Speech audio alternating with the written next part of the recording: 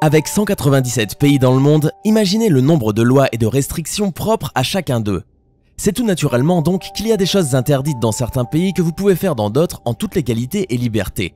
N'oubliez pas de cliquer sur le bouton rouge pour vous abonner et ne plus jamais rater une vidéo. N'hésitez pas à mettre un pouce bleu si vous aimez ce genre de vidéo. Aujourd'hui, nous allons passer en revue 10 choses prohibées qui sont autorisées dans d'autres pays.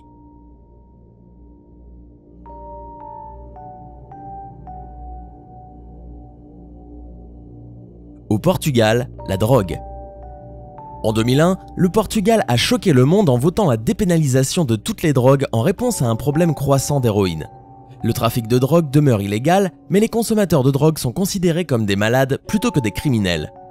Au lieu d'une arrestation et d'une incarcération immédiate, les personnes prises avec moins de 10 jours d'approvisionnement en drogue dure sont conduites devant un tribunal spécial d'experts légaux, de psychologues et de travailleurs sociaux.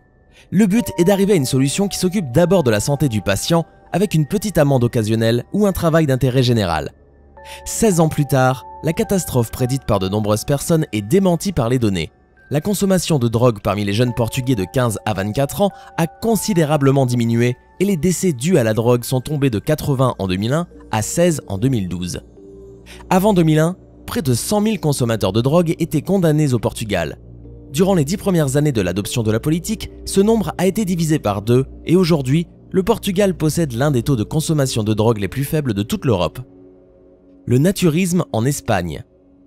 Le nudisme, c'est tout simplement le fait de ne pas porter de vêtements ou de se baigner nu dans un espace public. Le naturisme, lui, va plus loin puisqu'il relève d'une approche comportementale. Les adeptes se veulent proches de la nature et recherchent un style de vie sain, un environnement naturel et préservé. L'Espagne est connue pour ses plages nudistes, beaucoup de touristes affluent des 4 coins du globe pour profiter des nombreuses plages réservées aux adeptes du naturisme. Les gens ont ainsi le libre choix de se dévêtir à leur guise en toute légalité et liberté. Et ceci ne s'arrête pas qu'aux plages, car depuis 1997, en Espagne, il est permis de circuler tout nu dans les places publiques. La constitution du pays a décidé que la pratique du naturisme devait être un droit, et malgré les différentes réfutations et luttes pour modifier cette loi dans le passé, les choses n'ont pas changé. Se marier avec des chiens en Inde. Un habitant de New Delhi en Inde raconte que quand il était petit, il avait tabassé 2 chiens violemment avant de les pendre. Et quelque temps après, le jeune garçon avait commencé par être atteint de maladies et de douleurs, le poussant à consulter un astrologue. Ne demandez pas pourquoi un astrologue plutôt qu'un médecin, je n'en sais rien. En tout cas, après lui avoir raconté son histoire, l'astrologue révéla au jeune garçon que le seul moyen de se débarrasser de cette malédiction était d'épouser un chien, chose qu'il exécutera par la suite en se mariant avec une chienne choisie par les soins de sa famille qui a célébré cette union par l'organisation d'une cérémonie digne d'un somptueux mariage indien. Quelques mois plus tard, une jeune femme de 18 ans a elle été aussi contrainte d'épouser un chien errant au cours d'une cérémonie rituelle dans l'état de Jharkhand, toujours en Inde. Selon un gourou, cette dernière était habitée par le mal et ce mariage contre nature était le seul moyen de l'en débarrasser. De nombreuses jeunes femmes indiennes ont déjà dû épouser un animal pour vaincre le mal qui les possédait. En Inde, il est en effet permis d'épouser n'importe quel animal, et les chiens sont les animaux préférés pour ce faire car les plus disponibles. Le chien errant choisi pour cette cérémonie a même droit à une séance de maquillage et est conduit à son mariage en voiture. Conduire un char en Amérique et en Grande-Bretagne. Aux États-Unis, dans la ville des chars à Tanktown, dans l'état de Géorgie, il est permis en toute liberté et facilité de conduire un char pendant 10 minutes en contrepartie de 75 $. Si vous voulez pousser l'expérience un peu plus loin, vous pouvez même écraser des voitures sur votre passage en échange de 500 $. En Grande-Bretagne, les choses sont différentes car il est possible de conduire un char sur les autoroutes en toute légalité. Vous pouvez vous déplacer avec à votre guise.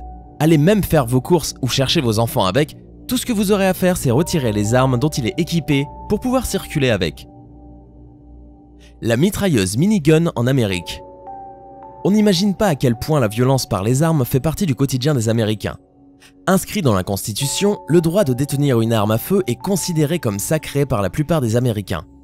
Les Américains possèdent des armes depuis le début de l'histoire de leur pays, à l'époque où il fallait être armé pour survivre. Et l'une des armes les plus populaires des États-Unis se nomme la mitrailleuse minigun. C'est une arme capable de projeter 150 balles en quelques secondes.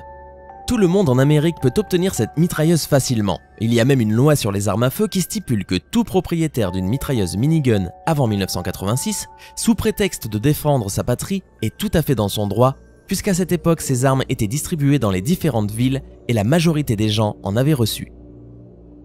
Vendre son rein en Iran. À Téhéran, il existe une rue dédiée aux vendeurs de reins, la rue Farhang Hosseini, située à Téhéran, est connue comme la rue des vendeurs de reins. Sur ces murs, il y a une multitude d'annonces faites par des personnes qui veulent vendre un rein au risque de leur santé. Sur les annonces, les gens précisent leur numéro de téléphone et leur groupe sanguin. À cause de l'extrême pauvreté qui existe dans la société iranienne, les cas de vente de reins se sont multipliés en Iran. Les annonces ne mentionnent aucun prix, ce qui signifie que sur ce marché, il n'y a pas un prix donné pour les membres du corps humain.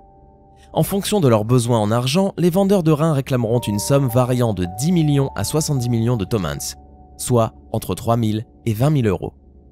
En Iran, les pauvres qui ne peuvent pas joindre les deux bouts pour leur famille à cause de la pauvreté extrême et du chômage n'ont donc pas d'autre choix que de vendre leurs organes et de mettre leur santé en danger. Vol d'œuvres d'art et marijuana aux Pays-Bas. Si vous dérobez une œuvre d'art ou une pièce d'antiquité aux Pays-Bas, vous n'aurez pas besoin de les revendre au marché noir puisque ces pièces deviendront votre propriété après 20 ans. Une loi qui a permis de faire régresser le nombre de vols d'œuvres d'art dans ce pays. Les Pays-Bas sont aussi un exemple emblématique en ce qui concerne la dépénalisation du cannabis. C'est le seul pays européen où il est possible d'en acheter librement. La consommation de cette drogue y est tolérée dans les coffee shops depuis 1976. Mais attention à ne pas dépasser les 5 grammes par personne sous peine d'amende. Étonnamment, la proportion de la population qui fume y reste moins élevée que dans la plupart des pays où c'est interdit. Mais l'une des conséquences est le narcotourisme. Aux Pays-Bas, il y a un coffee shop dans chaque ville, et il n'est pas rare de voir des groupes de Français débarquer uniquement pour profiter des coffee shops à Amsterdam ou Maastricht. Certains quartiers en ont même fait leur principale attraction. L'injection d'héroïne au Canada. Au Canada, il est possible de recevoir une aide de la part de l'État pour s'injecter de l'héroïne. En effet, si vous avez besoin d'aide au niveau de l'injection, il vous suffit de vous rendre au Downtown Eastside de Vancouver, dans le bâtiment de Insight, qui est le premier site d'injection de drogue et d'autres substances au Canada supervisé par l'Amérique du Nord. Là-bas, les consommateurs de drogue peuvent s'injecter de l'héroïne ou toute autre substance qu'ils apportent eux-mêmes, avec l'aide de spécialistes, et ceci en toute légalité et sans avoir peur d'aller en prison. Le lance-flamme en Afrique du Sud. Ça pourrait vous paraître étrange, mais en Afrique du Sud, il est autorisé de s'acheter ce qu'on appelle un blaster, qui est un gadget anti-vol très spécial, une sorte de lance-flamme qui projette une flamme ne dépassant pas les 50 cm de longueur. En Afrique du Sud, 30 000 vols de voitures ont lieu chaque année, et c'est pour cette raison que le gouvernement du pays a autorisé l'utilisation du blaster pour se protéger des agressions et des vols de voitures. C'est un système unique en son genre, explique Charles Fourie, son inventeur. Si un agresseur pointe son arme à la vitre, vous appuyez sur la pédale secrète et là, il est vraiment servi.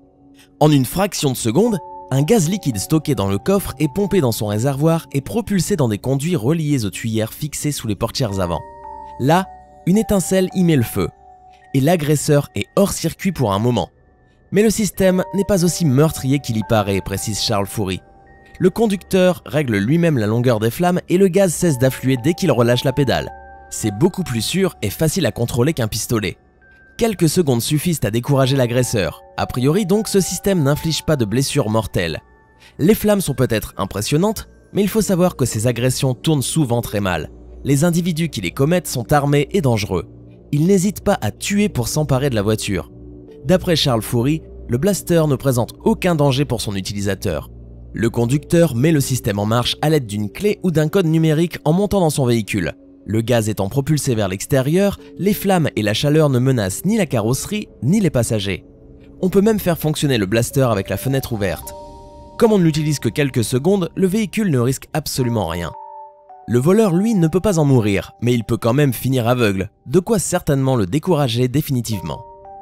Alors dites-nous, qu'avez-vous pensé de ces 10 informations? L'une d'entre elles vous a-t-elle surpris? Quelle est la chose permise que vous avez trouvée la plus bizarre? Dites-le nous en commentaire. Sinon, on espère vraiment que vous avez apprécié cette vidéo. Si c'est le cas, vous pouvez nous le dire en mettant un pouce bleu juste en dessous de cette vidéo, ou mieux, vous pouvez vous abonner pour être sûr de ne plus jamais rater une vidéo. N'hésitez pas aussi à partager cette vidéo avec vos proches et à nous donner votre avis en commentaire. Passez une excellente fin de journée et à demain, même heure, même chaîne, pour une nouvelle vidéo.